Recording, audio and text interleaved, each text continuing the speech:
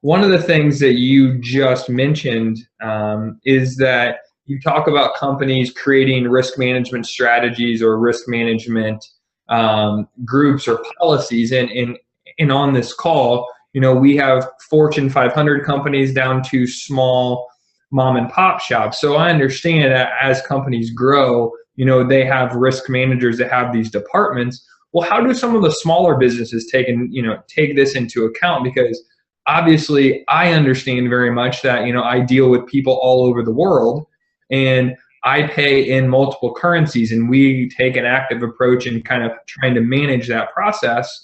But how do smaller companies, someone that's buying, someone that might have 10 employees, how do they manage this process, and what kind of best practices have you seen some of those smaller companies do that kind of give them some of the same bang for their buck that you get from these larger corporations who have risk managers and those types of either departments and or policies already in place?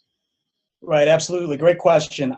So with the smaller end of the spectrum, it's imperative to find a banking partner or a non-bank provider that is willing to walk that particular business through the entire process. So understanding the markets, understanding levels, understanding pricing is imperative in order to determine what's best to utilize.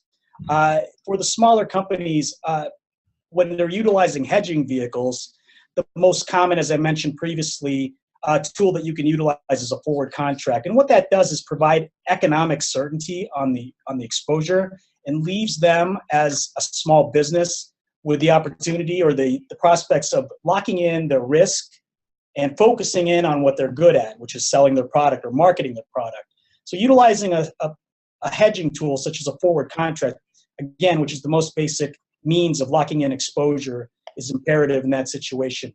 Another best practice that we like to tout is being able to utilize a means to internally lock in the exchange rates and then confirming it. So using a means of security internally. So make sure that you're have one person possibly do the deal and another person internally confirm it is a good way to protect yourself as a company so that you don't have fraudsters out there trying to do deals on your behalf without you knowing. So if you have some type of internal way of checks and balances, that's another key thing to look at as a small business as well. So I think my kind of takeaway from that is that find a partner that will help you through this, because obviously it's a win for everyone. If you're doing business internationally, it's a win for you as an exporter and growing your product base. And it's also a win for your bank who's the partner because, they can help in that transaction as well. So it sounds like maybe that is, the big takeaway there. Is that a correct statement? Yeah, I would believe so. Okay. So yes, just definitely finding a good partner to work with that can walk you through the process is imperative and key for a small business. Thank you.